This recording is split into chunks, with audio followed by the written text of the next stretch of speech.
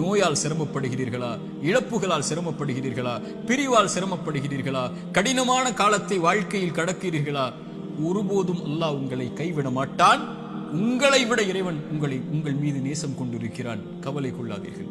நீங்கள் தனியாக ஒருபோதும் இல்லை. உலகமெல்லாம் உங்களுக்கு எதிராக இருந்தாலும் நீங்கள் தனியாக இல்லை. அவன் உங்களோடு இருக்கிறான். அவன் உங்களோடு இருந்தால் இந்த உலகத்தில் யார் உங்களோடு இல்லை என்றாலும், இந்த உலகமே உங்களை வெறுத்திருந்தாலும், உலகமே உங்களை புறக்கணித்தாலும் கவலை கொள்ளாதீர்கள். அது போதும் நமக்கு. இறைவன் உங்களோடு இருந்தால் அது போதும். உலகமெல்லாம் உங்களோடு இருந்து இறைவன் உங்களோடு இல்லை என்றால் அதைவிட நஷ்டம் இல்லை. உலகத்தில் எவரும் இல்லாமல் இறைவன் உங்களோடு இருந்தால் அதைவிட இன்பம் இல்லை. நபிமார்கள் உலகம் புறக்கணித்தது நபி நூஹை, ஆனால் நூஹோடு அல்லாஹ் இருந்தான். நபி தாவூதை உலகம் புறக்கணித்தது, அல்லாஹ் அவர்களோடு இருந்தான். நபி யூனுஸை உலகம் புறக்கணித்தது, அவர்கள் செய்த பாவத்திற்காக மன்னிப்பை கேட்டார்கள், அல்லாஹ் அதிலிருந்து அவர்களை பாதுகாத்தான். இப்ராஹீமை உலகம் புறக்கணித்தது, அல்லாஹ் அவர்களோடு இருந்தான். மூசாவை உலகம் புறக்கணித்தது, அல்லாஹ் அவர்களோடு இருந்தான். நபி அல்லாஹ்வின் தூதரையும் உலகம் புறக்கணித்தது, பெரும்பான்மை புறக்கணித்தது, அல்லாஹ் அவர்களோடு இருந்தான். லா தஹ்சன் இன்னல்லாஹ மஅனா. அல்லாஹ்வின் தூதர் அதனால்தான் சொன்னார்கள், கவலை கொள்ளாதீர், அல்லாஹ் நம்மோடு இருக்கிறான். அல்லாஹ்வின் தூதர் ஸல்லல்லாஹு அலைஹி வஸல்லம் ஒரு தாயை குறித்து சொன்னார்கள்.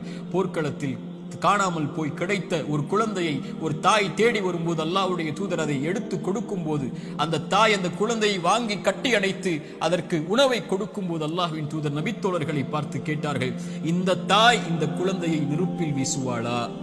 அந்த குழந்தை படக்கூடிய சிரமத்தை கஷ்டமாக உணர்ந்த அந்த தாய், தன் உயிர் போய் கிடைத்த வந்த மகிழ்ச்சியில் இந்த வாழக்கூடிய இந்த தாய் இந்த குழந்தையை நெருப்பில் வீசுவாளா? தன்னோடு வந்துவிட்ட அந்த குழந்தையை எப்படி நெருப்பில் வீசுவாள்?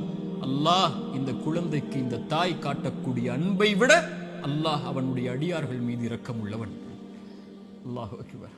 ஒரு அறிஞர் அழகாக சொல்லுவார், யா அல்லாஹ், அல்லாஹ்வை அழைத்து சொல்லுவார், யா அல்லாஹ், என் தாயை விட என் மீது இரக்கம் காட்டக்கூடியவன் நீ. என் தாய் நான் சிரமப்படுவதை, என் தாய் நான் நோயில் வாடுவதை, என் தாய் நான் கடனில் இருப்பதை, கடனால் கஷ்டப்படுவதை, என் தாய் என் செல்வ இழப்புகளில் கஷ்டப்படுவதை, என் தாய் என்னுடைய இழப்புகளில், பிரிவில், நோயில், சிரமங்களில், சோதனையில் கஷ்டப்படுவதை விரும்ப மாட்டாள். என் தாயை விட என் மீது இரக்கம் உள்ள நீயும் விரும்ப மாட்டாயா அல்லாஹ், அதை எனக்கு இரக்கம் காட்டு, இந்த சோதனையை நீக்கென்று அல்லாஹ்வை அழைப்பார்கள் அறிஞர்கள் இந்த ஹதீஸை கொண்டு. அல்லாஹ் அக்பர். அல்லாஹ் உங்களை ஒருபோதும் கைவிட மாட்டான். அல்லாஹ் உங்களை ஒருபோதும் பிரிந்து விட மாட்டான்.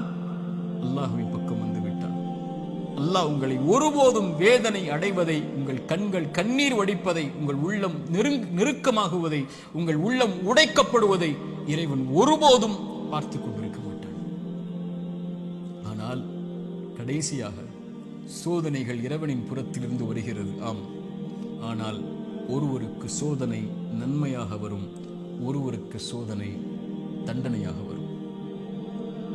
நபிமார்களுக்கு சோதனை வந்தது என்று சொன்னேன். எல்லா நபிமார்களுக்கும் சோதனை வந்தது. அந்த சோதனைகள் அவர்களை தூய்மைப்படுத்துவதற்காக, அவர்களை சுத்தப்படுத்துவதற்காக, அவர்களுடைய அந்தஸ்தை அல்லாஹ்விடத்திலே உயர்த்துவதற்காக, ஈமானில் அவர்களை உறுதிப்படுத்துவதற்காக, எல்லாவற்றையும் கொண்டும், உலகத்தை கொண்டும், மார்க்கத்தை கொண்டும், தீனை கொண்டும் அல்லாஹ் சோதித்துக் கொண்டே இருந்தான். அவனின் பக்கம் அவர்களை நெருக்கமாக்கி, அவனின் பக்கம் அவர்களை நெருக்கமாக்கி கொண்டு வருவதற்காக. அது நிஅமா, அது அருள். அந்த சோதனை அருள். அல்லாஹ்வுடைய தூதர் ஸல்லல்லாஹு அலைஹி வஸல்லம் அவர்கள் சொன்னார்கள், உலகத்தில் அதிகமாக சோதிக்கப்பட்டவர்கள் யார் என்று கேட்கும் போது நபிமார்கள், அவர்களுக்கு பின்னால் வந்தவர்கள், அவர்களுக்கு பின்னால் வந்தவர்கள் என்று சொல்லிவிட்டு சொன்னார்கள், அல்லாஹ் ஒரு மனிதனுடைய மார்க்கத்திற்கு ஏற்ப அவனை சோதிப்பான். யா அல்லாஹ், அவனுடைய மார்க்கம் நிலையாக உறுதியாக இருந்தால் அந்த உறுதியோடு, அந்த நிலையோடு சோதனையும் உறுதியாகும். யா அல்லாஹ்.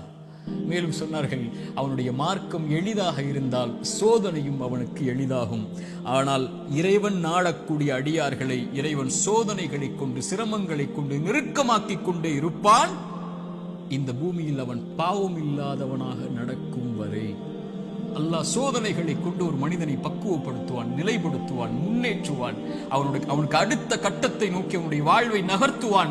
அவன் அதன் மீது நம்பிக்கை கொண்டிருப்பான். நலவு வந்தால் அல்ஹம்துலில்லாஹ், சோதனை வந்தாலும் அல்ஹம்துலில்லாஹ், அல்லாஹ்வை புகழ்வான், அல்லாஹ்விடத்திலே உதவி தேடுவான்.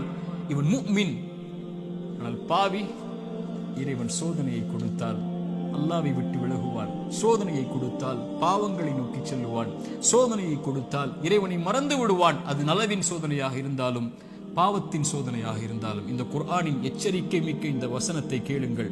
ஃபலம்மா நஸூ மா துக்கிரு பிஹி, என் நினைவை விட்டு நீங்கள் மறந்து வாழும் போது ஃபதஹ்னா அலைஹிம் அபுவாப குல்லி ஷை, வானத்தின் கதவுகள் எல்லாம் திறக்கப்படும், என்ன வேண்டுமோ கிடைக்கும்.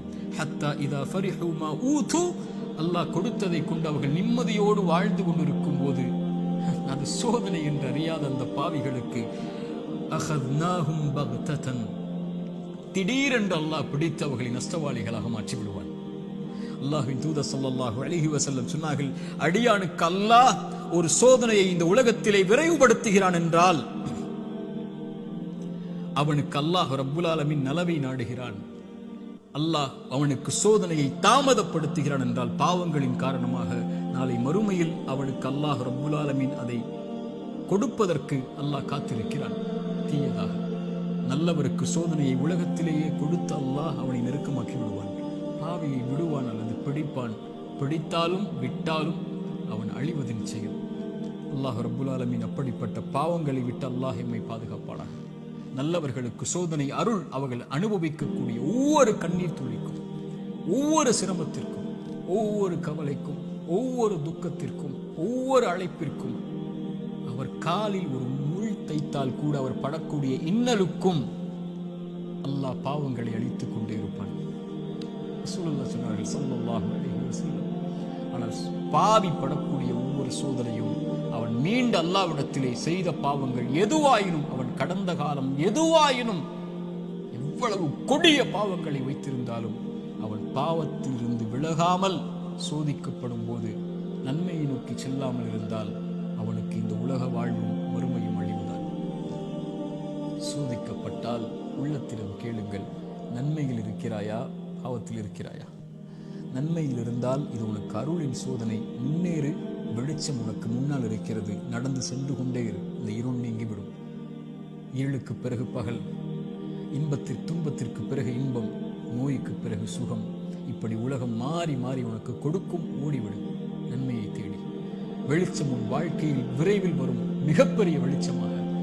நீ ஒரு மாதம் சிரமப்படுவாய், ஆனால் நீ கடக்க வேண்டிய இந்த மாதத்தை அல்லாஹ்வின் நம்பிக்கையில் நன்மையில் கடந்து விட்டால் நீ வருடம் முழுக்க நிம்மதியோடு இருப்பாய்.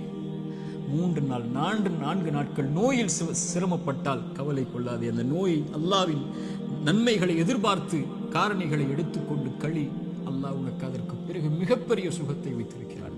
ஆனால் பாவத்தில் இவை அனைத்தையும் நீங்கள் சந்தித்தால், பாவம் உங்களிடத்திலே இருந்தால், யா அஹி யா உக்தி, என் தோழரே, என் சகோதரியே, அல்லாஹ்விற்காக அதை விடுங்கள். அல்லாஹ் உங்களை அரவணைக்க காத்துக் கொண்டிருக்கிறான். அவனை நோக்கி வந்து விடுங்கள். உங்கள் வாழ்வின் கவலைகள், பிரச்சனைகள், துன்பங்கள் இவை அனைத்தையும் இறைவன் நீக்கி விடுவான். அல்லாஹ் அப்படிப்பட்ட வாழ்வை எமக்கு தரட்டும்.